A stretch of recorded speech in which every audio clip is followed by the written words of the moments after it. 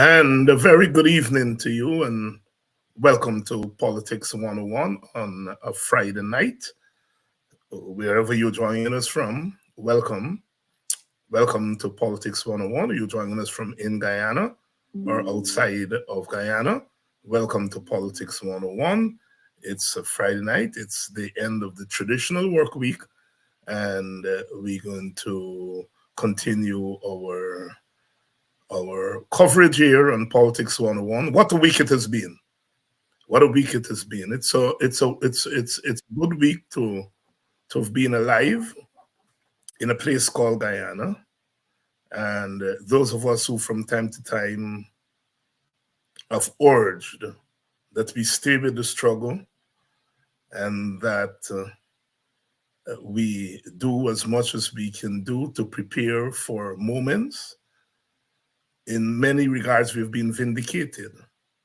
As I said, when we came off the air last Friday, if someone had told us that a high court judge in Guyana would have hauled the CEO of the Ministry of Education before his court for contempt, but more than that,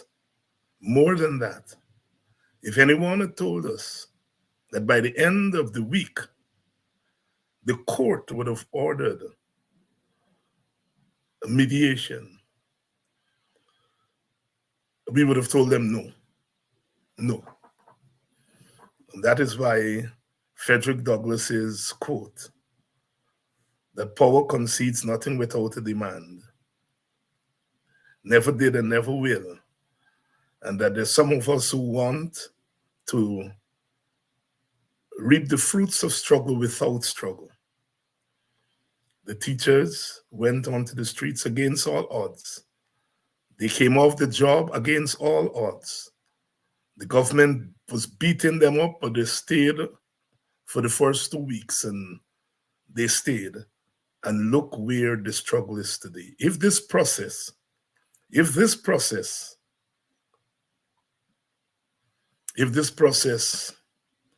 yields the results that the teachers and other lovers of freedom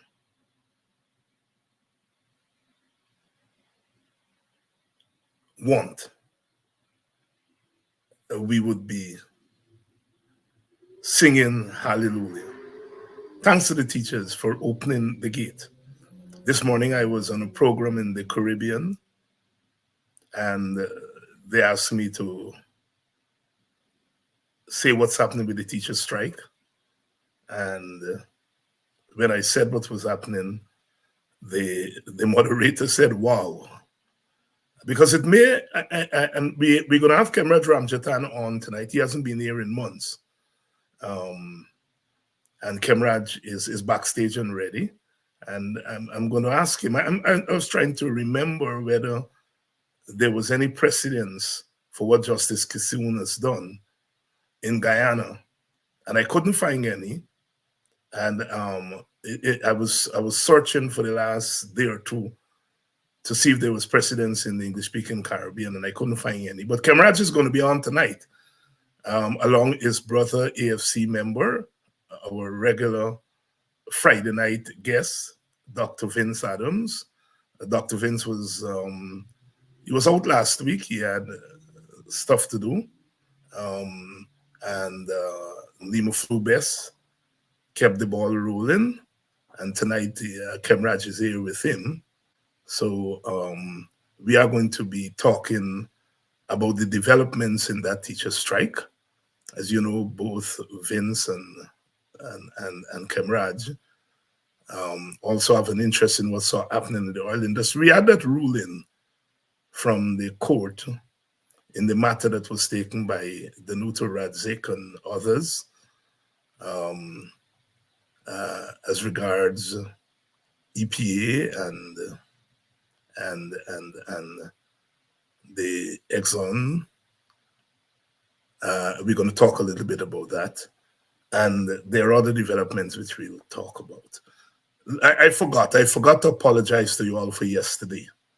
I was hoping against all hope that we could have made it yesterday, but in the end, we couldn't make it. I want to apologize.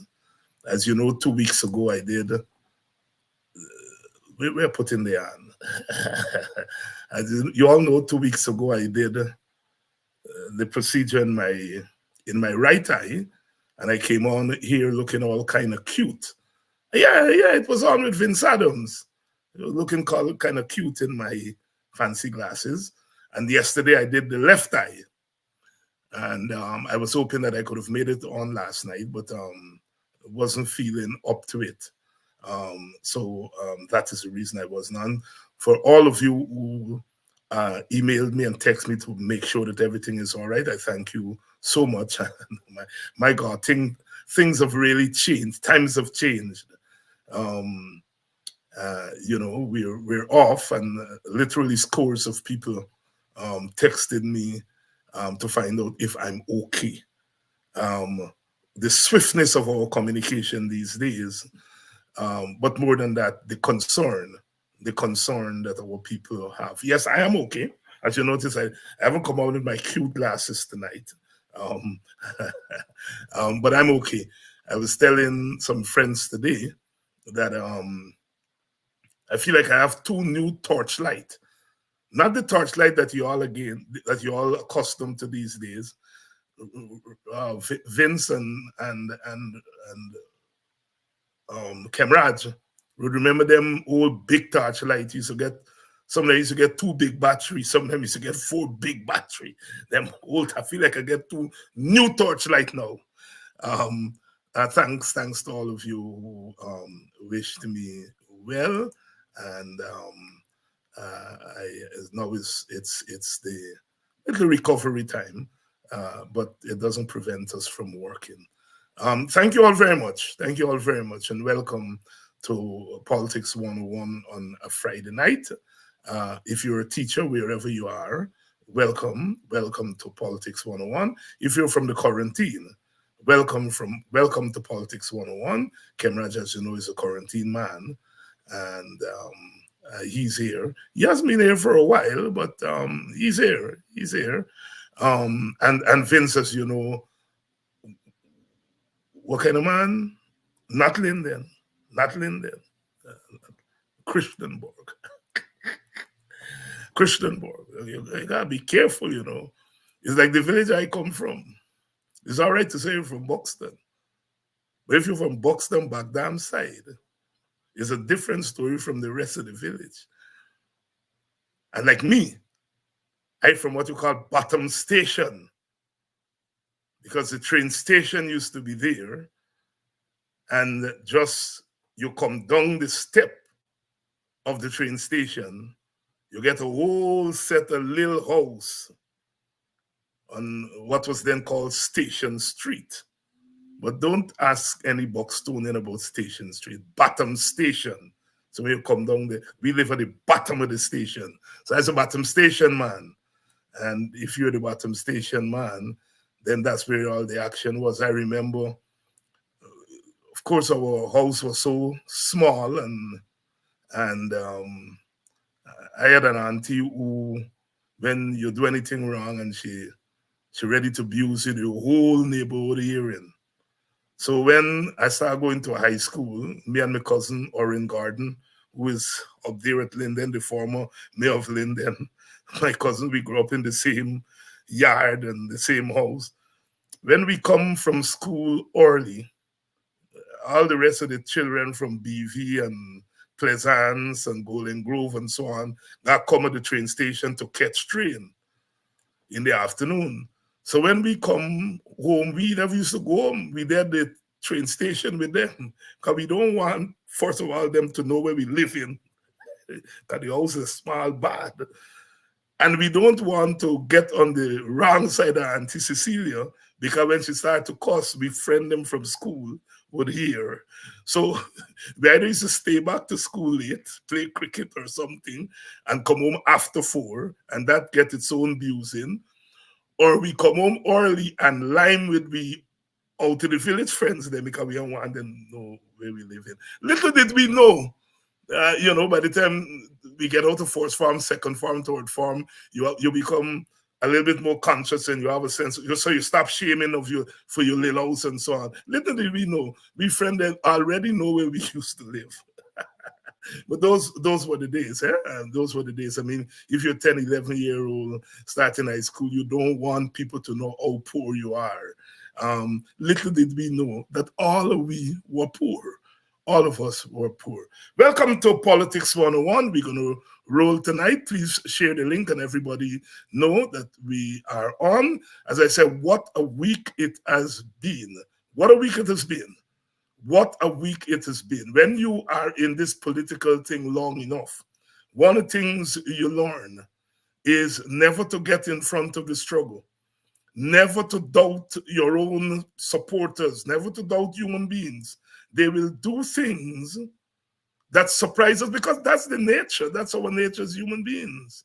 And so many of us have been calling for boots on the ground, boots on the ground. What's happening? What's boots on the ground? And now we have boots on the ground. But not just boots on the ground, but boots on the ground that are trampling so hard that they're making the democratic system kick into gear. Kick into gear. You know, we've been talking about the three branches of government, the three co-equal branches of government. And, you know, I've been talking to teachers behind the scene and so on. I consider it to be part of my job. And one of the things that all the teachers I talked to for the last couple of days have been asking me, Dr. Hines, can the court really mediate between a union and the government? Is it for real? We thought it was only the Ministry of Labor could mediate. The court do that? The court do that? And so it's a moment also for our people to brush up on civics. Because one of the things the teacher strike is showing us, it is the need for workers, for citizens, for the new and the younger generation to understand how the political system works, to understand what's the role of the courts, what's the role of the executive branch, etc., etc. This is a struggle you're in. You're in with some people who are prepared to push the envelope. After the judge issued his order, you see what the ministry did? They defied the court. And they could have gotten away if it was a weak judge. But it's a strong judge, and the judge called them, take down the pants and bust their ass in public. That's what the judge do. Bust the tail in public. The rest is history. It's a wonderful thing to be alive. If you're a teacher, say, yeah, yeah, yeah, yeah. Because you've made something happen that I don't think has happened, certainly not in post-colonial people. But I will ask Khemraj. All right. A couple of things. Amanza Walton was on this program earlier this week, and she and Dr. Jeffrey had an exchange. Some of you remember it. We were talking about constitutional reform, and Amanza argued that in addition to constitutional reform, we have to have people respecting the present constitution, and that we have to get leaders who are able to do that. And in subsequent programs, I gave the impression that she was against constitutional reform, and that is incorrect. She did not express opposition to constitutional reform. But she said, in addition to constitutional reform, the present constitution has parts of it that are laudable, and that we have to have leaders who are prepared to honor what is put down on paper. So I just want to apologize to Amanza for misrepresentation or simplification of our position. It was a much more nuanced position than I made it out to be in subsequent programs. Thank you very much for those of you who have drawn that to my attention. And I apologize sincerely to Amanza. She'll be here next week, and we'll get a chance to patch up and make up and so on and so forth. But sometimes, you know, we run off of the mouth, and not that I meant any harm, but my sympathy was more with the Jeffrey position. So I appear to give short shrift to Amanza's position. My apologies. My apologies. Thank you. All right. So let's get going. I think most of you all are ready. Saddle up. As you know, on this program is partly school, partly night school, because we're learning all the time. And, there are lots that we are going to learn tonight, as usual. Partly mobilization, because we are mobilizing politically and socially on a program like this. Every now and again, we give some red meat, but, it's not really the typical red meat program. But sometimes, what they say in the villages, sometimes I get a little ignorant. And we do a little partisan red meat and so on. It's not that I'm against partisan red meat, but if all we do the red meat, then what happened to the blue meat? Blue meat, you all want to know what's blue meat. If you're from a place called Bachelor's Adventure, next door to Buxton, Bachelor Adventure Paradise, train knocked down an animal the night. Them tell you on that electric light, the whole village come out, they cut up meat, and they gone home. Some of them start bile. Then they wake up the next morning, the meat blue is donkey get knocked down on the train light. The thing was cow, and they bile up the donkey meat. Apparently when you buy donkey meat, you get blue. Till up to this day, they call people from Bachelor Adventure Paradise blue meat people. So we can't do red meat all the time. We gotta do the blue meat sometimes, and so forth. But thanks to you who have shown faith with us and recognize the diversity in approaches to the same problem, to the same problems. Look, my partner and them who are on twice this week, Mark and Rick Ford, they were teasing me about my friend who I had on a couple of weeks ago. My friend who is Ramjattan friend too, Donald Ramatar. I had him on, I think twice we had Ramatar on. We were talking about what's happening in Gaza, and Mark and them were teasing me about my friends. But I mean, the thing about Guyana is we are a small society. I know Donald and things since I was a small boy coming into politics in the 70s. And while we weren't friends who would call one another every day, I mean, over the period of time, we have remained friends, and people like Donald Ramatar and Clement Rohi, even Ramjattan. Well, Ramjattan is me grow match, so he would have come into politics at the same time. And those guys, Gail Tashir and them, they were my good buddy friends. They had a thing called Worker Stage. It was a drama group, a PPP drama group. I left Buxton, me, Sir McGarriel, and Busty dead and gone now. The true we left Buxton and we went to Freedom House and said we are interested in multiracial politics and we want to join Worker Stage. And we join Worker Stage and go up and down with the PPP group, from Lil Baibu to Big Baibu to all quarantine all over the place. We went and, so people like Ramatar and Gail and Rohi. Navin is dead now, but his wife Indra and so on. Those are people who I go back with from time I was a boy.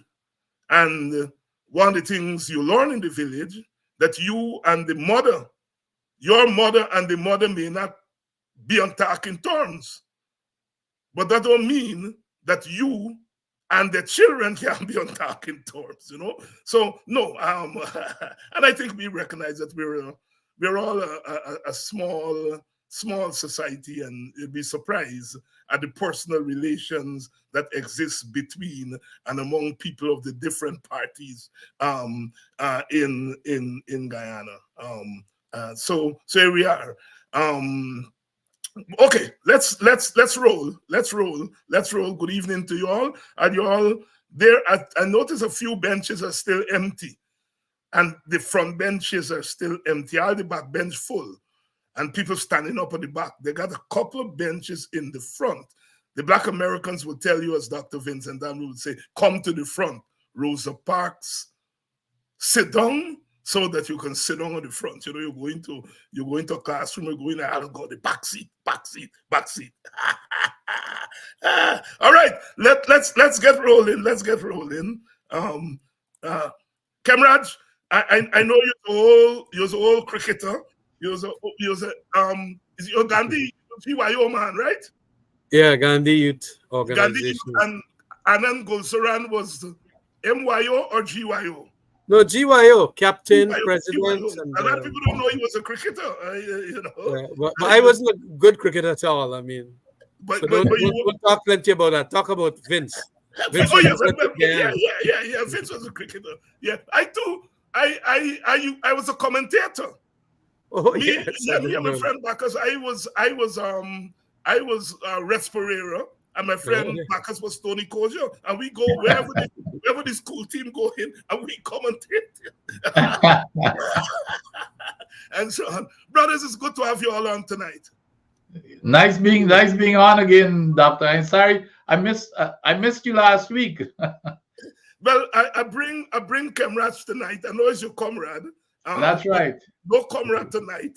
Tonight, Here now, yeah, Doctor. For full disclosure, um, of course, we all, I'm sure that Khemraj would express the same sentiment. We wish we had the Donald in charge instead of this bunch of folks.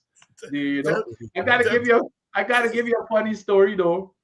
So Donald and I, we've always been friends. So I would go home, and me and Khemraj, of course, always were friends. So me and Khemraj would go and have a beer the night before, and then I would tell Khemraj I got tomorrow going to see Donald, and then he would cuss down Donald, and then I would go to Donald and I say, I'm running to a friend last night.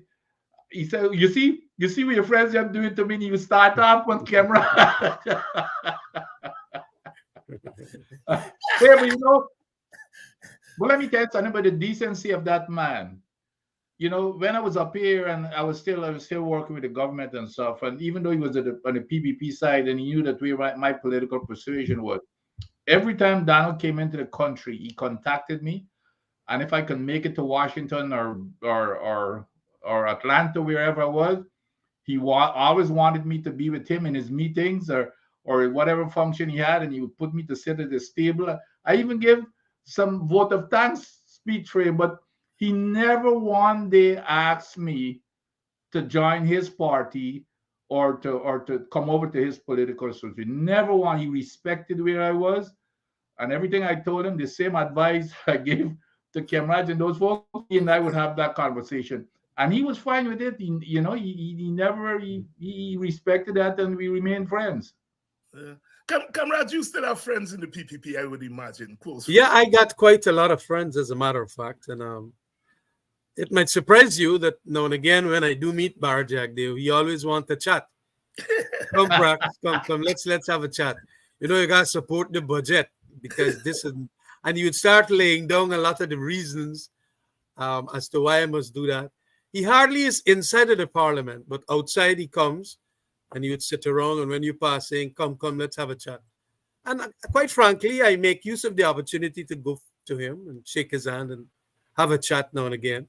And of course, when I feel like it, I'll abuse him down and tell him what nonsense he doing, what stupidness he talking in the television programs, why are you trying to confuse people? And he would smile.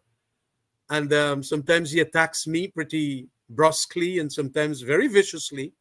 And I would say, well, you had to do that. He said, man, nothing personal. That is politics. And, that's how I deal with all of them. And that is why I've continued to maintain a tremendous relationship with almost all of them, inclusive of Bar Jagdeo. Although I must say that out of the lot, he is the least in that sense, being the word decent when it comes to showing respect. He Yes. would tell you that I'm going to blaze you tonight, and he would go and he'd do it. Donald is a different kettle of fish completely. Donald is far more respectful, decent, and you can add the word noble to it. But Jagdeo, he takes a liking to being destructive and aggressive and vicious. And I think that is what has made him. And quite frankly, he feels good in that kind of framework as against anything else. Yes, Khemraj Ramjattan and Vincent Adams here tonight. Khemraj, of course, former top PPP man. I first got wind of Khemraj when he was in the PYO. And then, of course, when he dared to challenge the building block of the PPP, you have to take Marxism, Leninism out out of the Constitution. Khemraj, I have to confess, but that up to that time, I said, no, man, Khemraj is wrong here, because, coming out of the Marxist Leninist school of thought, but later on, I came to understand what is it you were trying to do. And the PPP, you've been proven correct, because although the PPP haven't taken it out from the Constitution, they take I don't think even you wanted them to take out as much as they took out. That's right. They have gone ultra extreme now. And that is the shocking thing that has made me so mad, especially with Jack Deo, because he's the one that is pushing them to that extreme. Although on the other day when asked about communism and Marxism, Leninism, he said he's going to leave that for the members of the party. He's the member that really caused that to stay on there.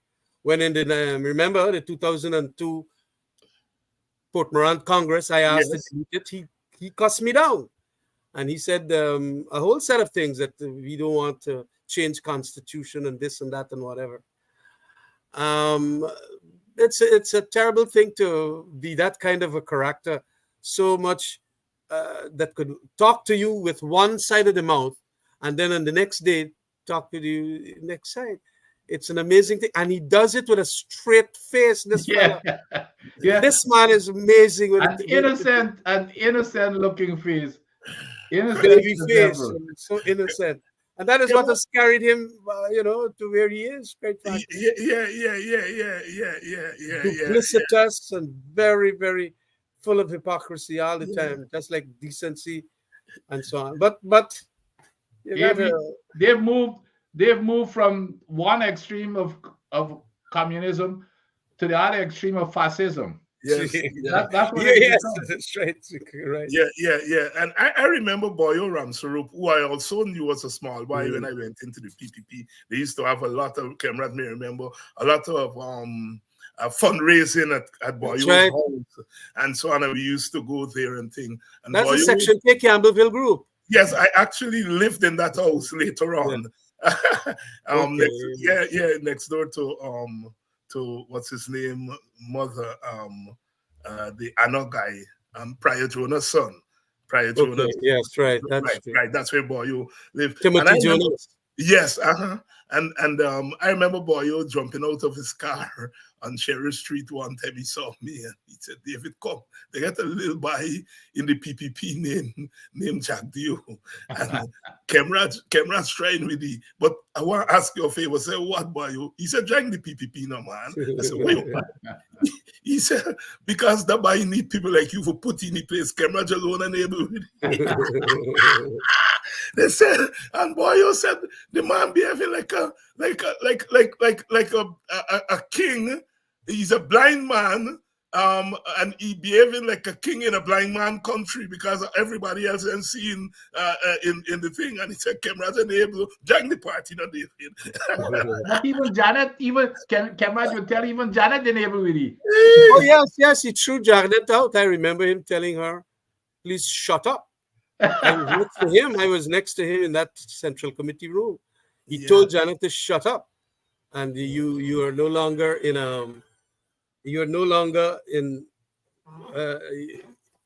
what he told her. Told her to shut up, and you are no longer you're a private citizen now. Private citizen. This was in relation to the established. And the lady came down from the Oxu Committee room, never again to go to Freedom House. And he is in his inauguration had told the whole country that Janet will forever be his president.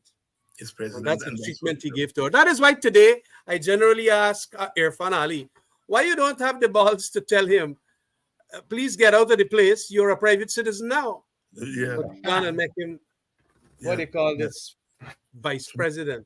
Yeah. Khemraj, let me ask you this. I mean, you're a quarantine man, and if I know anything about the quarantine people are quarantine people. I always say, whenever I go to the quarantine or I go to Essequibo Coast, in many regards, it's like I'm in two different countries that are different from Demerara. There's Yes. something about the Essequibo Coast and the quarantine coast. I mean, I grew up in a party that had one vehicle, which was a tapir. And I used to be amazed that I go to quarantine, tapir was still running and so on. And you're a country boy, from the quarantine. When you go back there now, I mean, here you are coming up in the PPP, born and bred in the PPP, left the PPP. For stated reasons, public reasons. It wasn't anything private. I was expelled, I was expelled. Expelled, not left. Expelled because they say you were taking secrets to, was the Americans or the The Canadians? Americans and Starbuck News. And Starbuck News. and when you go back, what do people tell you? Because I would imagine a lot of those people you would have grown up with or who would have helped to grow you are still sympathetic to the PPP. What was the Yes, there's no doubt. There's no doubt. I mean, when you go there, they appreciate that what you did, and you did it for good reason. But they will always tell you that, we got a political movement that brought us from where they were, and that, of course, is the People's Progressive Party. The bastion of support for the PPP is always Berbice. But of recent times, I have been making the argument that the PPP that we know today is not the Jaganite PPP. So make that distinction and difference. And I think there is an element of especially young people who appreciate that. And a lot of these other middle-aged people now are coming around because they see for themselves that indeed the PPP that they knew from Janet and Chetty and even Donald to a certain extent is vastly different now from what the PPP has here, especially with oil monies, because we always used to suffer this point that we ain't got money. So what Chetty was trying to do was to help out everybody. And so you're not going to build plenty roads, or you're not going to build that bridge yet, and so on and so on and so on. But when compared to what we got now, so much money, a number of them have now come to realize, it's damn true that we are not getting a good deal with this People's Progressive Party. And I rather suspect that the majority of them out of that lot that is telling me that there is difference and so on, may very well still go and vote for them. My task is to ensure that they don't go and vote, because as I've told any right-thinking person, the minute that those people go into the ballot box and they vote and they see the cup, there is an automatic thing about it going straight to the cup. Yeah, so always instead of vote AFC. And it is a tremendous misfortune that I had, that I tell a couple of my villagers after I created the AFC, go and vote. I had about 82 members in my village because everybody wanted to join the AFC, Ramjattan Farm Party and so on. And when the elections come around by at the school and at the health center, there were 2 ballot stations there. And from the 88 members that you got from these 2 or 3 villages, 33 people vote for you. So I wanted to roll on to the 50. And they start to watch you sideways. And when you confront them and you shift their face back and say, watch me, they indicated, man, me no know how my hand is go there. And it went back to the cup, And I said, but we all are. But I like them. As a matter of fact, love them because they were pretty frank with me. And it is a truth that happens as I have now become far more mature, a broader reader and all of that. That happens in race-based politics and polarized political scenes, or even religious-based societies too. They somehow go back on that hour, at that minute, back to their cultural identity or political identity or their whatever. David, I have been with him to the quarantine, and let me tell you something. Yeah, I mean it's a show. When Khemraj go, you should hear he's cussed them out. He said, "Yeah, yeah, so and so. I mean, you know the R word, Yeah, yeah, yeah." yeah. And y'all come in and complain it to me. And because of what we do, you can go and vote for them still. You can go. Well, I think it was that same 51. We had a strong WPA group back there in the 1980s Yes. and so on. And I I remember remember, that. I remember that. yeah, yeah, yeah. I'm trying to remember a couple of the members' names. Most of them are dead now, but we had a very strong group Johnson's, there. Melville's, and so on. Ah, yes, yes, yes. And in 1992, I think we had about 9 people on. Got about 3 votes from the village, which means 6 people who were candidates for us and vote for us.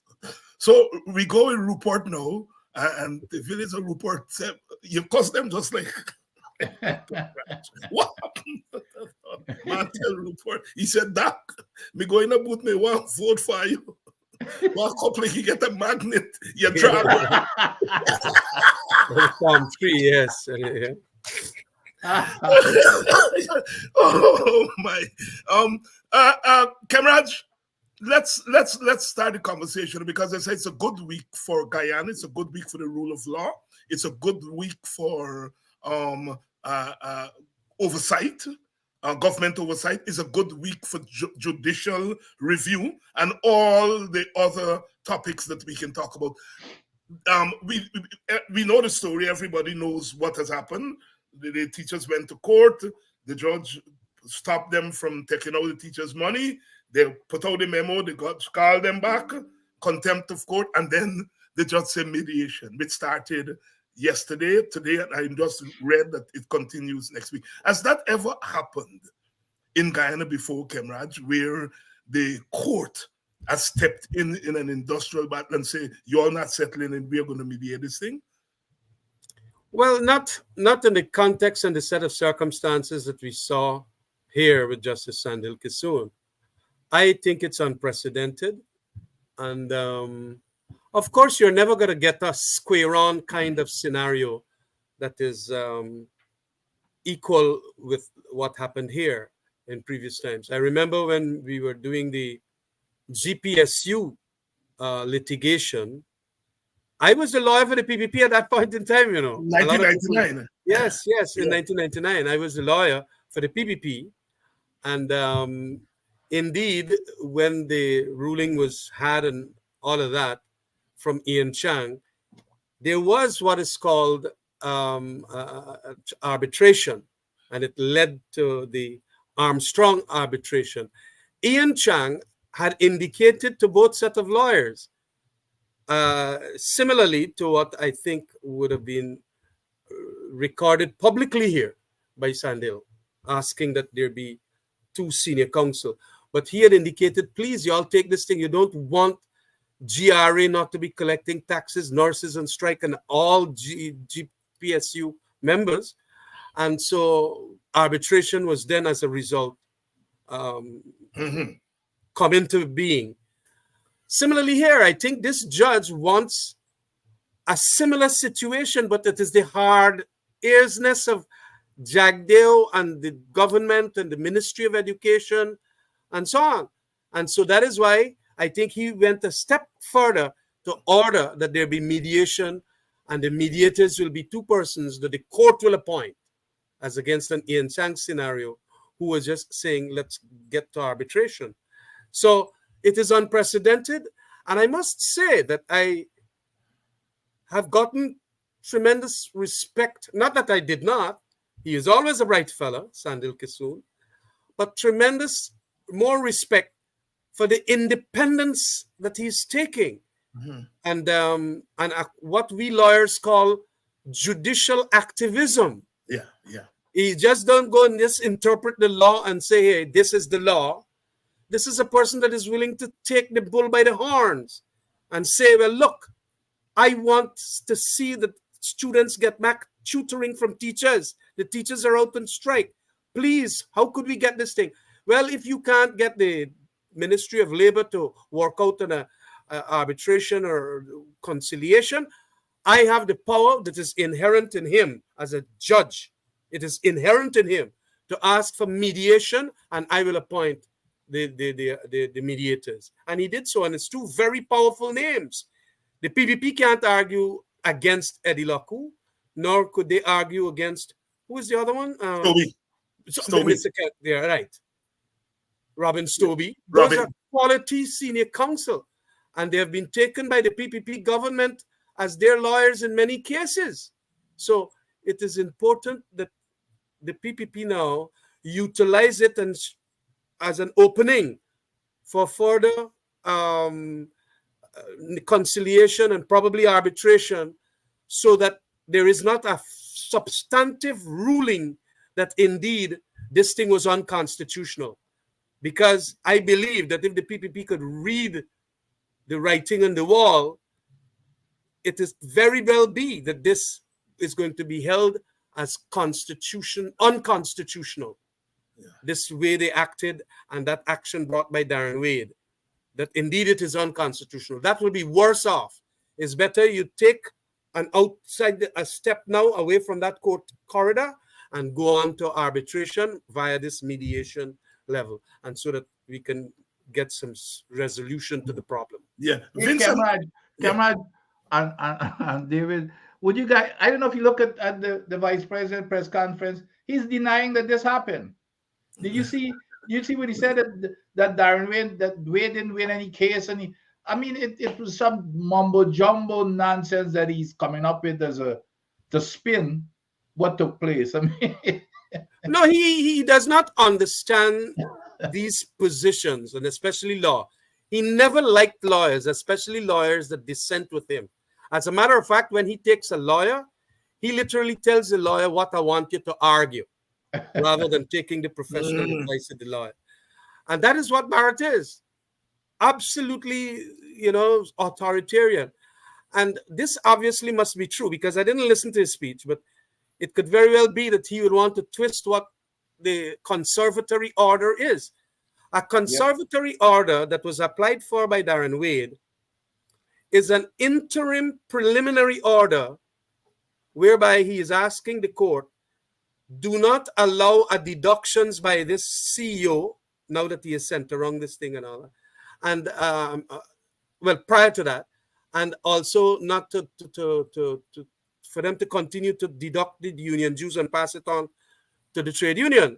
That is like a conservatory order, an interim injunction. In the meantime, as we are going to hear the substantive matter, please allow it. And the judge granted that. It is like an interim injunction.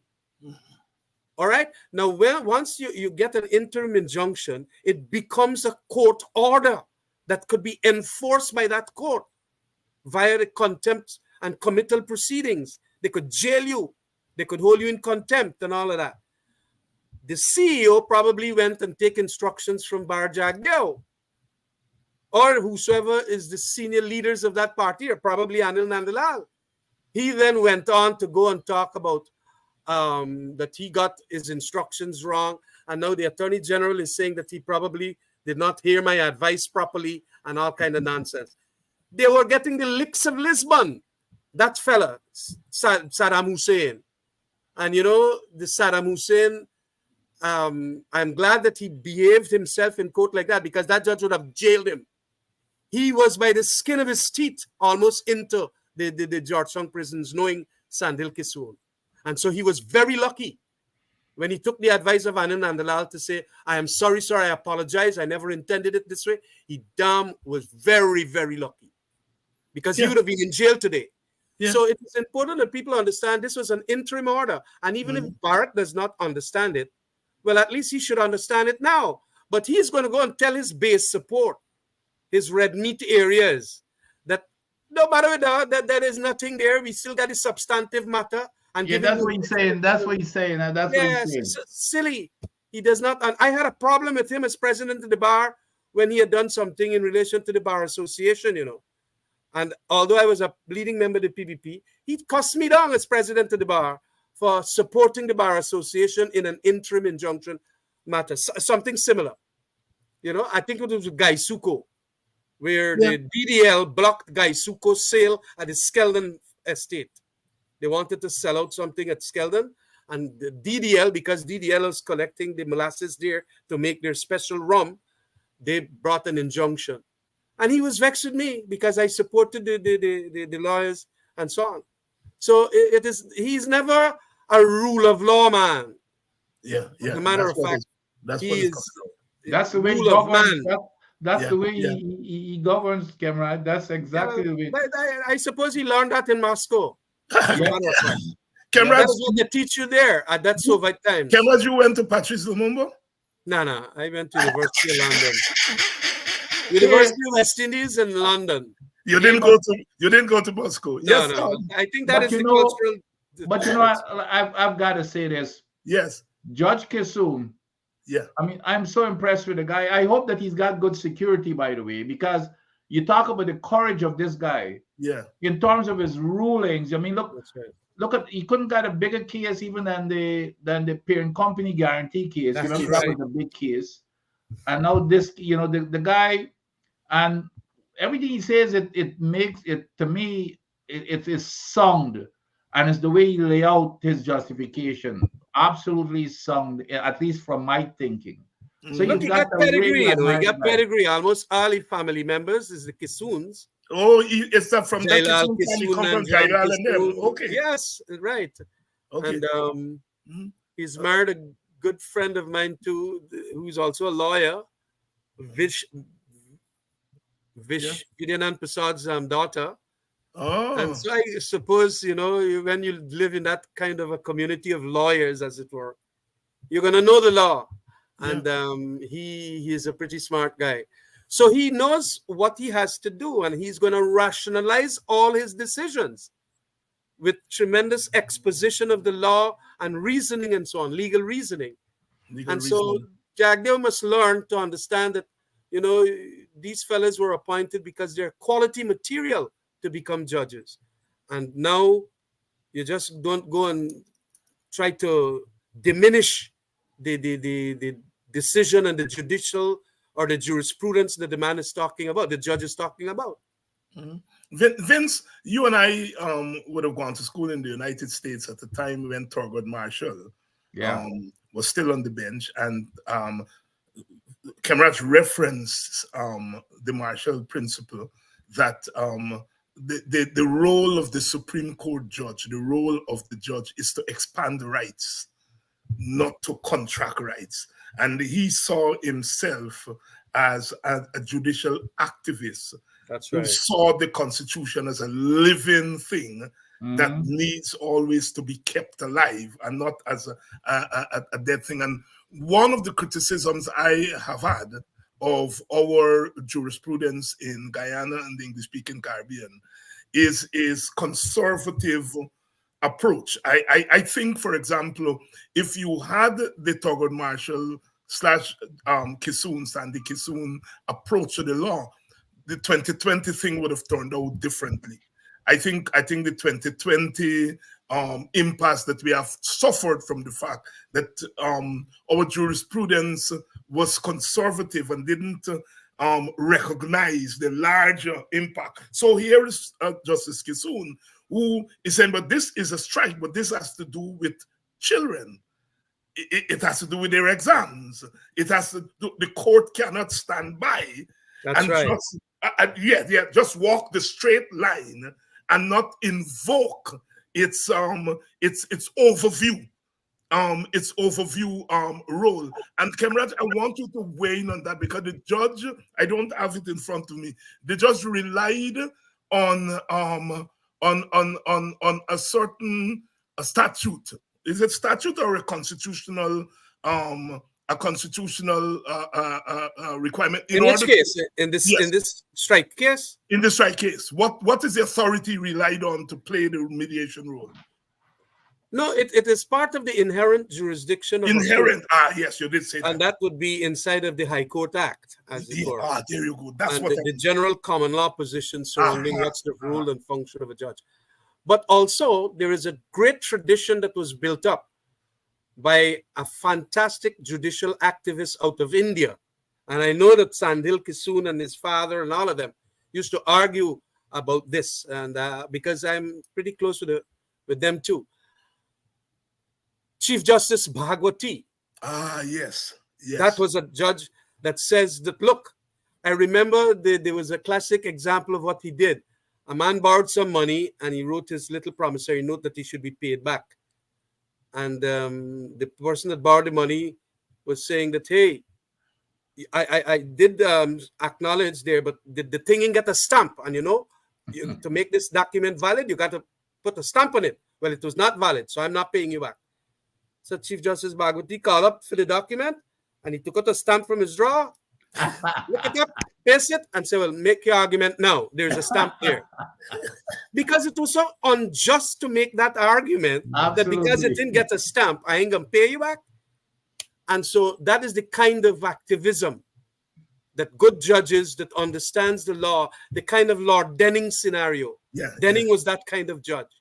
And I think that this pattern has gotten far more progressive, especially with the younger generation of judges. And I rather suspect that they're going to like that kind of attitude towards jurisprudence and the law, as it were, and how to effect enforcement and all of that immediately. Because the enforcement and the respect for the judiciary is gathered by exactly what Sandil Kisoon did there.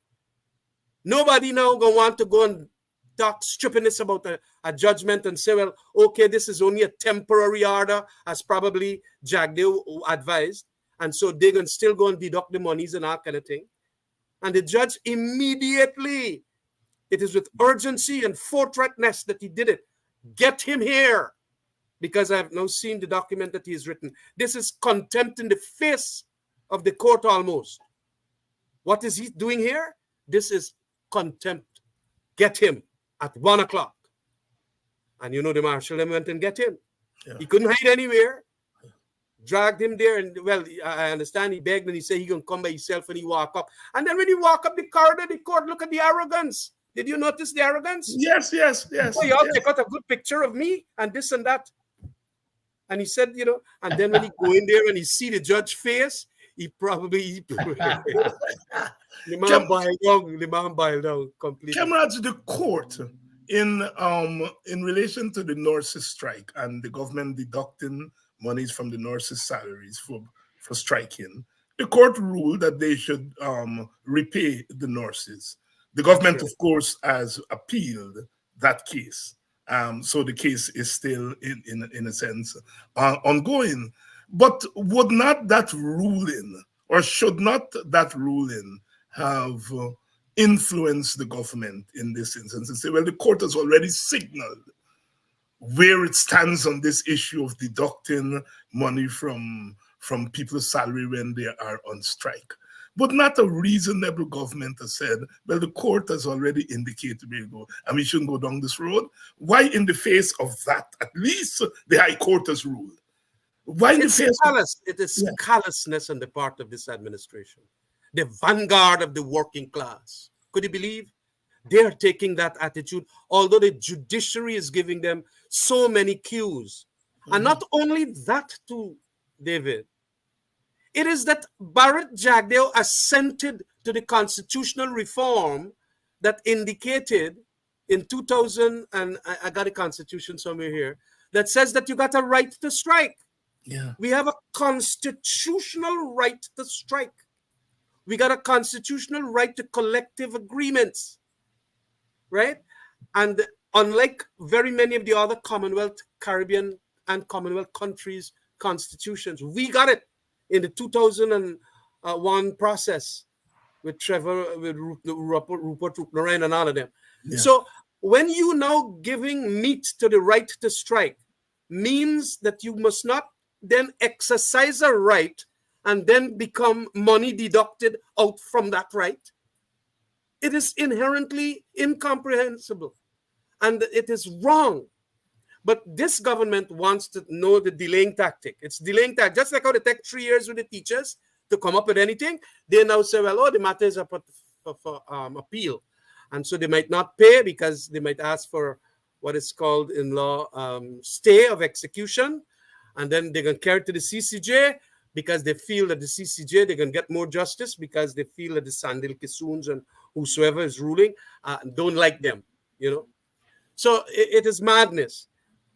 But we have a different scenario completely in this country as a result of that robust reform constitutional process of 1999, 2000, and so on, which provided, whereas before we never had it in our constitution, the right to strike and the right to collective bargaining. Yeah. And so you really can't now go, once these nurses was out there protesting or whatever it was, not do secession of their jobs as a result of a trade dispute, right? What is called the trade union employer relationship that they're doing. This was not a wildcat strike. Right, This was right, a right. genuine trade dispute. In that context, they have not abandoned their jobs. They have not abandoned their contract of employ. They're doing things necessitous to ensuring a better contract of employ. So it's like they walk in. So this nonsense that some of them are talking, that once you strike, days pay should be deducted, is utter madness in a constitutional provision that got the right to strike. That got the right to strike. Vince, I know I've been engaging Khemraj. No, I always learn from Khemraj. But you know, I beg pardon, but I'm coming to you here now. yeah. But you know, quickly, you asked a question of Khemraj and the law. When in my former job, I had tons of lawyers working for me. I had law departments on me, and I never forget the two things that I learned is I always ask, when they come before me to approve stuff, what is the intent of the situation? What is the intent of the law? And that example you mentioned, Khemraj, with that stamp, what is the intent of the law? And there are two things that goes along with it, is intent and reasonableness. That's right. Intent and reasonableness. And as long as you can consider those two in your decisions, that's what because you cannot write a law for every single circumstance that exists on this planet. You don't know what it is. Sure. You get millions of circumstances that you've never unforeseen circumstances. Yeah. So it's all about what is the intent of the law. That's right. And reasonableness. The reasonableness. Vince, let me ask you this, and Khemraj can take a bite at it too. We hear this government talking about crossover votes, appealing to the other side, and that's how they're going to win elections coming up. How can you be appealing to African Guyanese to come and cross over to go and vote for you? And you're being so brutal to teachers who are mainly African Guyanese, not totally. But then how can you be making the argument that these are people you want to cross over? These are people who are going to vote for you and keep you in power for the next 20 years. And you're being so brutal to them. What's going on there? Well, I think again, it's because of our history and the arrogance. And I think you and I know, all three of us know, going way back, and we mentioned some examples with folks from the quarantine. They didn't vote for nothing else but the cup. We did the same thing in Linden. It doesn't matter. However, this election is the first of its kind in terms, this year is going to be the very first election where money is going to come into play, because both parties, before now, both parties really didn't have any money. It came with promises. It came, by, we're going to vote race. But I'm telling you, the PPP, and I hope that it doesn't work out, especially if you notice, they do have a strategy for doing that. If you notice the communities that they're going after, Linden and Buxton, especially Linden, they're targeting Linden big time. And they're handing out to especially influential people in the Linden community in terms of jobs. And we lost, we had one of our executives, I think he was even an MP. And then the next thing I know, the man up on the up on the stage at the last election, running the meeting for, you remember, one for, So I know he's got a big job running the Technical Institute in London, but he's not the only person. And when when you get those influential folks who were PNC or the opposition, then they influence their friends. And so this is the first time that we're going to have this type of a situation where money hopefully will not play a part, but it's going to be a factor, whether is a no non-factor or just a slight factor. But this is the card that they're playing. This is the card they're playing, David. It's the money card for these handouts. But we've never tested this model before. Khemraj? I mean, no, I agree. I agree with that. There will be a base set of support that will hold on to their identities, as we would call them now. And there are going to be some independents who are going to be governed by the largesse that they're paid or promised. And then there are going to be those who are going to say, well, let us watch what the developments are here, or what were the PPP promises, and there were no developments. And so it is going to be in that context. But I fear, as Dr. Vincent Adams is fearing, that there is going to be a battering of the democratic ideal by virtue of the monies that they have. And let me tell you something, the PPP got leaders who know how to pay off. And they know very well that one of the strata of our society, I call it caste, literally, is that crony capitalist contractor class. Yep. They got a set of employees who they could buy. 500-600 people. They got their family members. Once they do well, they make big house and so on. And then they go and they do even the Jandi and the Mulvi proceedings and the Meiji Walk. And they can influence thousands of voters. And this elections, like all elections in Ghana, can be very close. 4,000 the last elections, couple thousand. They were a minority government in 2011. All of that. So it is very, very close. And you just got to buy 5,000, 6,000. And this is where the money is going to be spent, apart from the coastal areas within that contractor crony capitalist class. It will be spent to the Amerindians. And the Amerindians could be bought over too. And there it is. That is not democracy. That is the darker side of democracy. The darker and side. To the losers, it is going to create a lot of resentment and discontent. And that is why I know for a fact the Americans and the British and Canadians are very concerned about that, because they understand what it could bring. So although you go to the ballot box, you go to the elections, it's deemed free and fair, but long before the people put their X's there, their minds would have been made up as a result of all this kind of manipulation of the mind and money and so on. So it could be that which is going to matter now, and we have to be very cautious about it. And here's why this could be. This is the big unknown.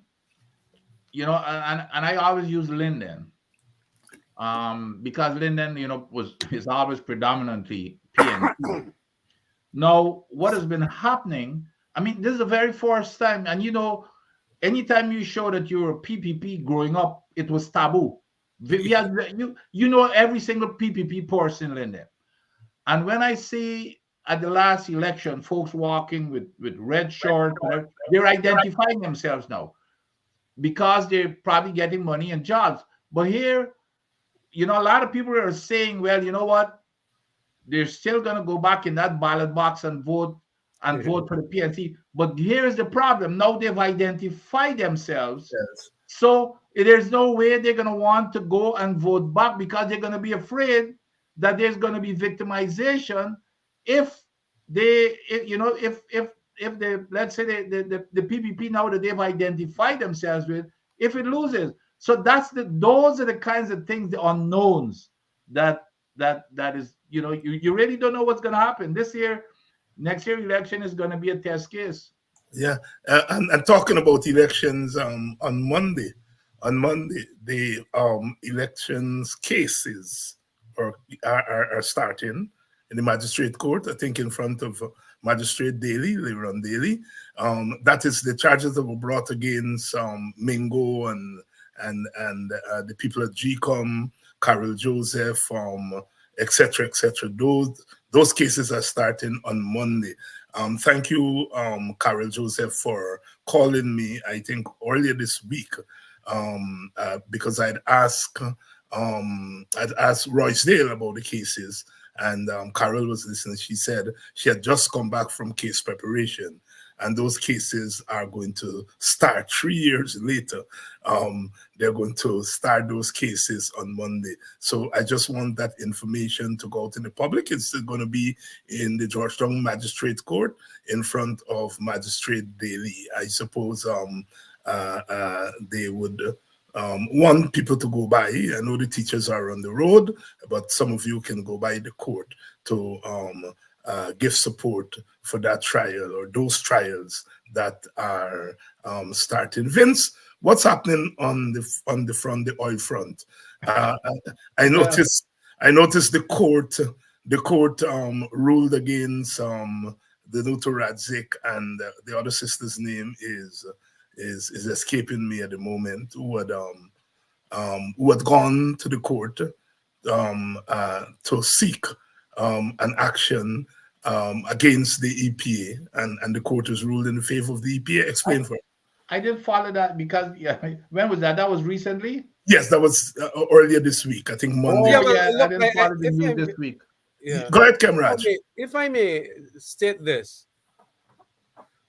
there is probably a procedural point that was raised that it ought not to be in that single court where there is one judge that should rule on that point.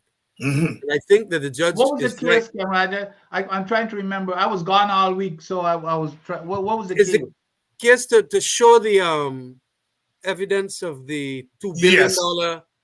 The extension that was given to, I think it was on the Lisa. Yeah. Because the court had ordered them to prove that indeed the bond was sent to the EPA. Yes, I know what it is now. I know what it is. But yes. So let me. Well, go ahead. Sorry, Khemraj. Yeah. Well, I am saying that that in view of the appeal being carried to the full complement, and then they delegated it to one judge alone to make the decision on that issue. The lawyers, I think Mr.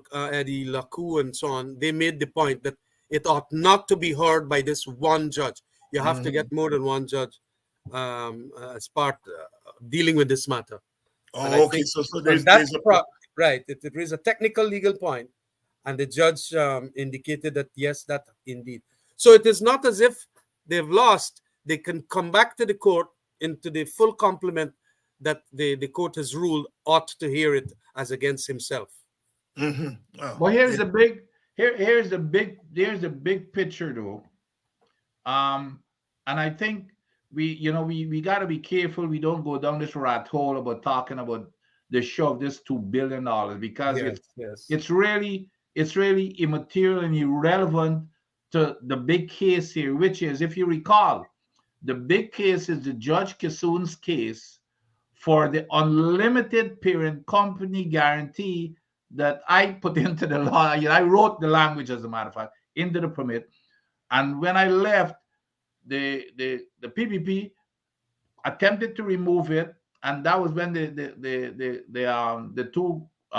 two citizens took them to court. Judge Kissoon ruled overwhelmingly.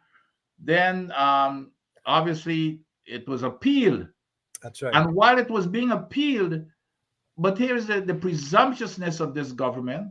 While it was even after they lost the case, this government went and negotiated. The negotiation had started before for this to replace what we had put in there for unlimited coverage, meaning they're going to have to take care of whatever spill occurs. They're going to take care of that cost. It wasn't anything fancy. It was reasonable. Exxon had agreed to it, by the way. Exxon agreed to it and signed the permit. And as soon as I left this government, because Exxon probably went back to them, well, not probably, went back to them, we're like the take it out because now, we're in the hook for this stuff and we can walk away. If they've got a big spill of $140 billion, similar to the Macondo spill, they can walk away right now because Exxon's signature, and our people need to understand, Exxon's signature is not on any document. There's nothing tying Exxon to it. What Exxon did, they formed a limited liability company, and by definition, that's what a limited liability, they formed these limited liability company to insulate the big companies from liability. Well, this limited liability company, Exxon Mobil, Guyana Limited, EMGL, they don't have any kind of an assets. And so that was why we hooked in Exxon. We say, if you do not sign this parent company guarantee to cover any spill, because your subsidiary, whose name is on everything, has, they don't have anything. So that was why we hooked them in as the parent company. And as soon as I left, they decided that they were going to turn that, remove that. And that was what they lost in court with Judge Kissoon. So what happened was, even during the case, because what they did, they tried to change the permit. They went, the clause that we had in there for the unlimited guarantee for whatever it costs, they added a clause to say that they're going to determine what that parent company guarantee is. So they're going to define what it is. Well, Judge Kissoon threw that out because he said that's absolute nonsense.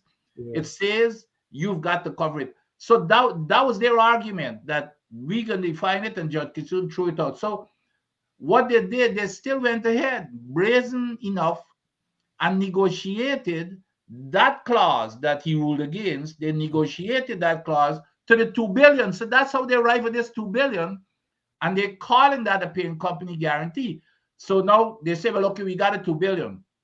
When they went to the next second judge in the hearing for the appeal, he said, well, okay, in the meantime, while we're waiting on the appeal, show us this $2 billion that you say you got as an interim. So I like to call it is more like a bond. That $2 billion to me, it's more like a bond. You got to show it to me that you have it while we're waiting for the unlimited parent company decision. Here is your bond of $2 billion. Show it to me. And up to now, they can't show it. And they're bluffing all the time. That then, Khemraj knows it. That then jumped up and rant and rave in Congress. Then he said, all you got to do is go down to the EPA and you're going to see the document. And of course, Skycho News called their bluff. The next day, they go down to the EPA, and EPA said, who, me? You got to go to court to get it. So that's how we ending up in the court now to see the damn document. And you and I know, we all know that if they had that $2 billion document to show, we would have seen a billboard from Jagdeo. We would have seen a billboard from Jagdeo with the big certificate. So we know that it doesn't exist. Know that it doesn't exist. Dr. Vince Adams here. Khemraj, Lula came and he made a statement. He said, you got to balance spending on infrastructure with spending on human beings. I reminded some comrades today, Lula is a trade union man, a union man. That's right. He's visiting a country where the unions are on the road. And unlike his CARICOM counterparts who came, saw, and went, Lula did not come, see, left, and said nothing. He made what I consider to be a significant statement. Any comments there? I would add that he came, he saw, and he conquered. There you go. He did, by virtue of his utterance there. Look, he is an extraordinary politician, and he has suffered all the punishment that Bolsonaro had done unto him and all of that. Crucified him literally. He's back as president. A country that he supported in relation to the Venezuela issue by going there on the north of Brazil and blocking off that road for any vehicle of a military type to pass and come to Guyana and so on. He loves Guyana. But he loves it so much to the extent that he can utter what is right and righteous. And it was right for him to say that indeed trade unions have a large role to play. It is because of trade unionism that wages and better working conditions have been granted to workers. He made it quite clear to Irfan Ali that, you have to be balanced in your approach. Not almost go to capital. Almost, what the man said in 3-4 sentences there is what I took 45 minutes to talk in Parliament. How you must prioritize. And he did it powerfully as the president of the largest country in South America. And our neighbor, who Irfan can't have a hassle with or tell to shut up or anything, because that is one of our closely knit neighbor.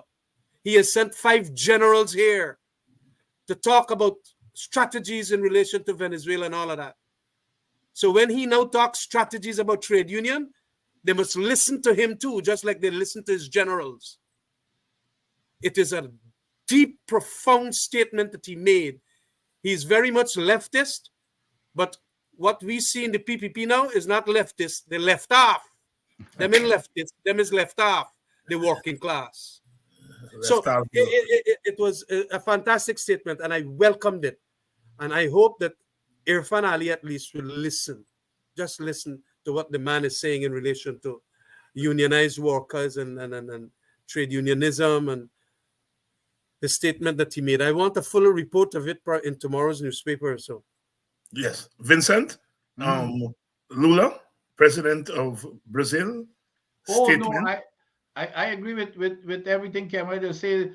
I mean, it and I have said, because when I used to build budget, there always had to be a balance. We do not have look at our budget.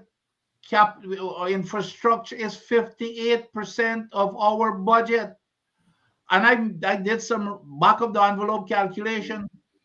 And all you've got to do is take 1% or less than 1% of that 58%, and the teachers can get $100,000 each in raise. On the average, $100,000 could pay just from that 1%, and it has to have a balance. Here is the other thing.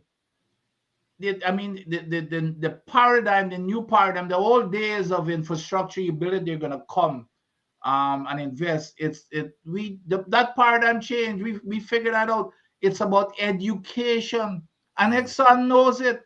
Exxon, I've been in training with the Exxon executives, and they know, because when you ask them, and I remember sitting with all the executives in these major companies, and we had these sessions at Harvard and MIT, Sloan. It was, how do we keep America competitive? That's right. So we had government executives sitting with corporate executive, and we would spend every 6 months. We would go there for 2 weeks, and the one thing that was on it wasn't debatable. You ask every single one of them and ask them, okay, what attracts you to invest in a country? Education, education, education. And you know what was interesting? And this was, we didn't find this out, and I can give you an example. Khemraj, I had even told Khemraj about this going way back, and Khemraj was even wondering to know how when they were in government, how they could get a program like that at MIT. But we studied, here's a good example, India and China. We had predicted in the 1980s that because we always look at which countries we got to compete with. We were looking at India to be the next superpower of the world because of one criteria. Guess what it is? Infrastructure. Because that was the old paradigm. And when we look at it, we say, what the heck happened here? How did China leapfrog over India? And you know what it was when we peel back that onion? It was education. The illiteracy rate of India was 39%. You know what it was for China? 9%. Wow. And then we start peel back that onion. We said, well, okay, India has some of the best tertiary schools. Like India Institute of Technology is comparable to an MIT. So we said, how the heck did that happen? When we look at China education system, it was more middle of the road, like technician level. You get a bachelor's degree, you come out. Whereas India was, you're going for their PhDs, Academics. and so that was why their manufacturing in China took off, because of that technician level. So it's not only education, it's the level of education. And here's the other thing that we discovered in this new paradigm.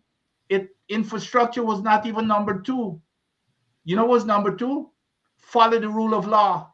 That's it. Yeah. And the reason is when you ask them companies, well, how is that? They say, well, if you've got employees who follow the rule of law, they've got discipline, they're going to follow the rules of it, they're going to come to work on time, they're going to take ownership. Just those attributes made a difference. And then we had number three is infrastructure. So that's an old paradigm that they're using now with infrastructure. It's about education. This is where we need to be investing. We got a University of Guyana there that they do not even have the equipment and facilities that we get in high schools here in the United States. You know that, Dr. Now they do not even have proper bathrooms. You go to the UG. I mean, when I was in Guyana, you go there and you go into a toilet or anything. They do not have a single lab. Like a good lab. So, and then you're going to tell me you're going to spend money on this gold program, which is a correspondence program, and you got a university that you should be developing where, I mean, it's really a shame. So they've got everything backwards here, but it's one motivation. Okay? It's to give the people who are getting the money more money. It's their friends and families. Khemraj did some rough calculations. That's where the money is going. Mhm. That's where the money is going. We still have. And look, that education thing with gold, I have been commencing some discussions with some people. That thing looked like it got massive corruption too. A long time. What else you think? Yes. You sending how much? $6 billion in gold scholarship, whatever it is, and then you talk and talk and talk. Who is getting this money? We need to know. For what is the quality of the service? Has there been an audit as to the quality of those scholarships program and all of that? And what generally is the take in relation to? And are these institutions accredited? Credited? That's Are another they thing. That's accredited? another thing. But it's a disgrace for you to be telling me you said $6 billion. They have the same amount of money that you had. Each of them have $4 billion. That's an insult. Gold program is $4 billion. UG is $4 billion. Sorry, That's $4 an billion. insult. Yeah. That's an insult. And That's you it. want to make your university unique. That is local content. You're going to get better teachers. You're going to get everybody with a $4 billion that is put there, and so on. And then the development into a higher institution. No, they're going to give the scholarship money, $4 billion of it. And so it's bad use of money. Bad use of money. Khemraj Ramjattan and Vince Adams here tonight, both executive members of the Alliance for Change. Khemraj, of course, is the leader of that organization, that political party. I remember, and I'm wondering whether Vince was there. I know your partner, Alert, was there when Khemraj came to Washington, when they were about to form the AFC. Oh, no, I wasn't there. I know Ron was there. I wasn't Yeah, there. Ron, He myself, was there. and others. I think Khemraj was staying somewhere in Virginia, Northern Virginia. That's correct. I was Yeah, there. it was a cold night, and we were there, understand. Khemraj. It was back then. Those were. I want to say that we must congratulate Ron and say how special and gratitude must go to him for helping in those initial years, Yes, I To meet remember Ron. the State Department, Yeah. Dr. Professor Shamir Ali, and Dr. Somar, and so on. They did a tremendous amount of work for us to see the right players in Washington. Senator Cardin and a number of congressmen that we went to the house, and it was Ron and Professor Shamir. Professor Shamir seems to know a lot of these fellas and their cabin crew, literally. And so we have done great as a result of all of that. And that is why, even up to last week, we when some of these congressmen and so on came, although they were pretty new faces, they knew the contacts and so on that we had as a party from Guyana. And that is why we are called to go to have courtesy calls with them and things like that. So we maintain that tradition, but it goes back with the work of these individuals. Yeah, Khemraj, you were part of that opposition team that met with the U.S. Permanent representative at the United. Yeah, well, we met with them. Right. Talk to us about a little bit about without giving secrets. No, well, they're pretty transparent people, you know. It is not that they come to talk about secrets like how Jack Dale loves to talk secrets. No, they're pretty open. And they wanted to know some of our sentiments as to the political landscape in Guyana. They have gotten it from the government side. And we said that don't waste our time telling us what government told you. We know what government would tell you. We want to maximize the time as to what we will tell you now. And we told them about the destruction of the guardrails of democracy in Guyana. Public Accounts Committee being changed and rules being changed so that the scrutinizing of our monies can't be done thoroughly, because now 2 ministers got to be present at a meeting before a quorum can be had and all of that. And they were aghast because they didn't hear that from the government side. And we also talk about, because one of them, the Western Hemisphere person, Mr. Nichols, wanted to know about its security issues. And luckily I was there because as past public security minister, I indicated that we need lots more accountability in the security sector. And one of the things that provided that accountability as to what the government is doing and a check and balance is this Parliamentary Committee on Public Security, created by the Constitution. And the Constitution has it now as an express provision. And we put it in the standing orders of the Parliament. And after the first meeting in 2020, we have never had another meeting. So we can't ask the Commissioner of Police, the Fire Chief, the Prison Chief, Canoe Head, or anybody any questions at all. So he wanted to know if it was like the Congressional Security Committee. I said, exactly, that was what it is. And he said, they haven't met for 3 years? I said, yes, more than 3 years they have not met. And they were writing down notes and all of that. So indeed, we went into details about all the other dysfunctional commissions and committees and commissions still to be formed, like the Petroleum Commission and all of that. Jack Dale wants to control oil and so on now. So he's the one-man Petroleum Commission. And we told them that.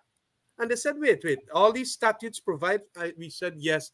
And we didn't give them that time, but we had given the ambassador a dossier on all these matters.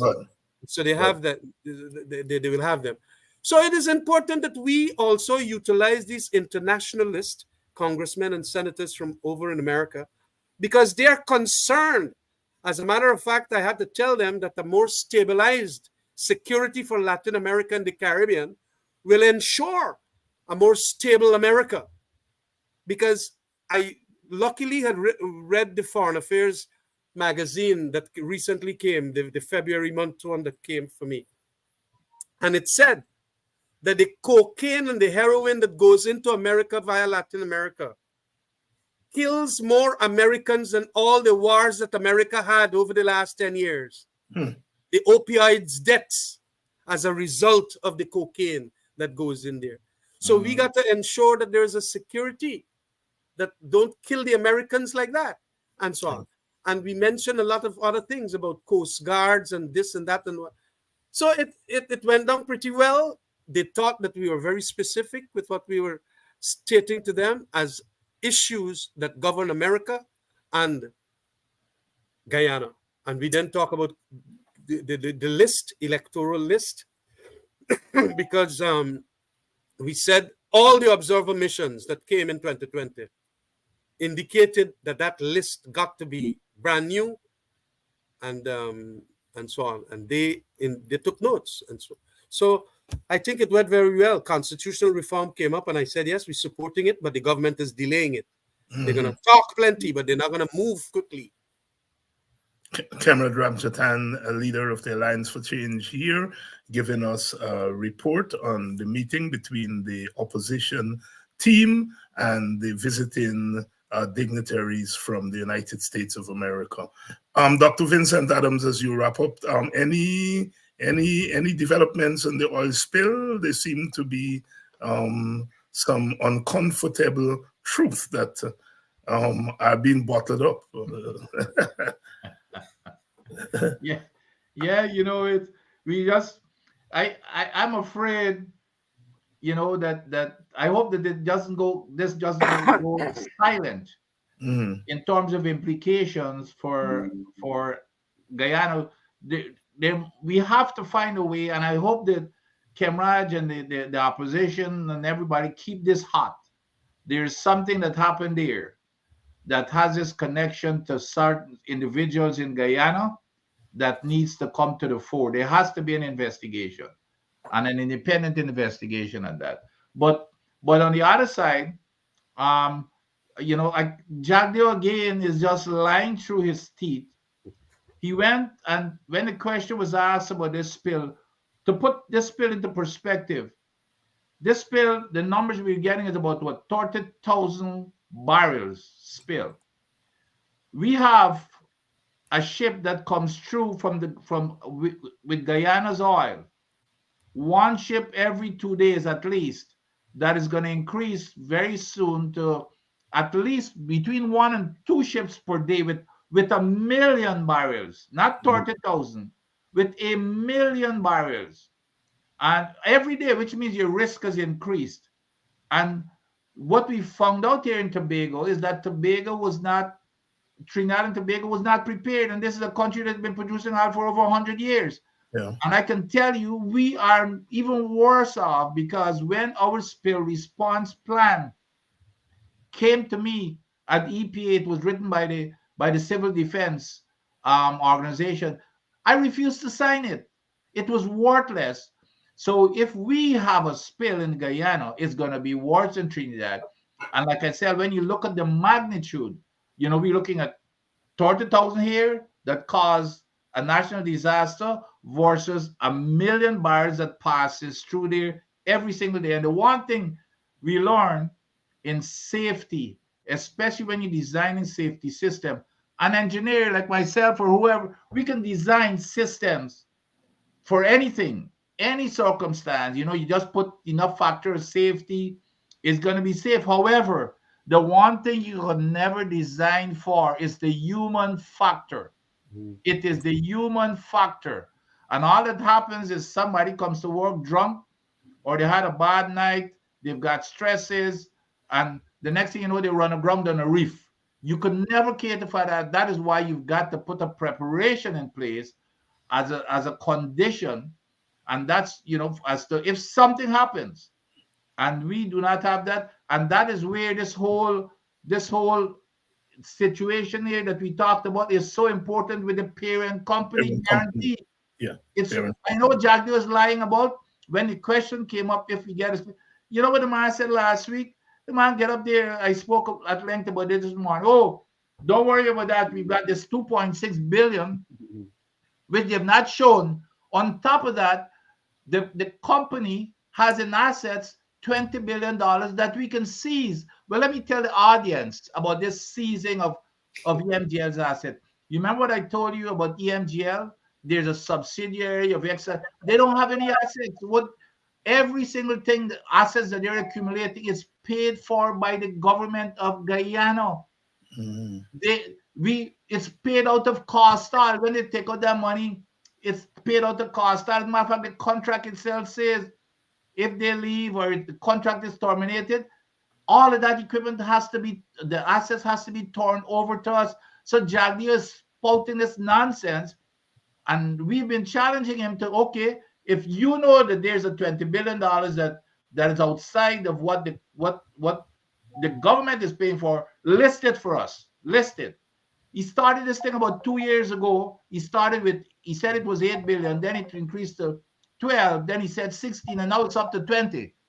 So he's trying to fool people about this assets that he's got to pay for a spill. It's absolute nonsense. We need to get to distract from the real issue of the unlimited parent company guarantee that Exxon, as the parent company, should be taken care of. That's Dr. where Vince, Dr. Vince Adams here. Khemraj, you have the last word, your closing thoughts. No, well, I'm glad that I'm on your show. I've had quite a lot to say today, not only in your show, but we had a lovely press conference today, and I've been meeting a couple of people at my home here in connection with a lot of other things, plus some clients. So I had a busy day. I'd want to say thank you very much, David, for keeping the program alive and ensuring that the education, very important, education, political education, and current affairs education is very vital. A lot of people get fooled by these elective despots, I call them, because they are not paying attention to the issues in and around. Today, clarity is power. And the people that makes it unclear are the types like the Jack Deos. We try now to create clarity, because with that clarity, we're going to be far more powerful. Thanks, and a good night. Thank you, and thank you, Khemraj, for coming through. Vince, as usual, thanks yeah. for sacrificing your Friday night. Now enjoy it. Always enjoy it with Khemraj. All right. See you next week. Thanks very much. Thanks. And there you have it there, the AFC team tonight. And of course, it's not for us here, it's not party. It is what they bring. They happen to belong to the same party, but what they bring in terms of education and information to our program. I want to thank you all for staying with us another week. Those of you who missed me last night, I'm back. I had to go and fix the torch lights yesterday and didn't feel up to it last evening. But the torch lights are now fixed, and everything is back in order. There's an old calypso. They say there's a blind calypsonian called Almanac, and they had a party, and Almanac is a blind calypsonian. He couldn't see the cups to get his drink at the party. So since he couldn't see the cup, he had to feel for the cup, feel for cup. Well, I no longer have to feel for cup. I'm able to see the cups better now. Yes, the eyes are your torchlight, your headlights, your whatever. As you grow older, you encounter some of the old people difficulties, but that's what the science is there for, right? And so thanks for those of you who wished me well, and they're back in business. So I don't have to peep anymore. Have a nice weekend, and I'll see you all back on Monday. As usual, love is abundant. As my old teacher and friend Kwesi and Kofi used to say, in reckless love, in reckless abundance.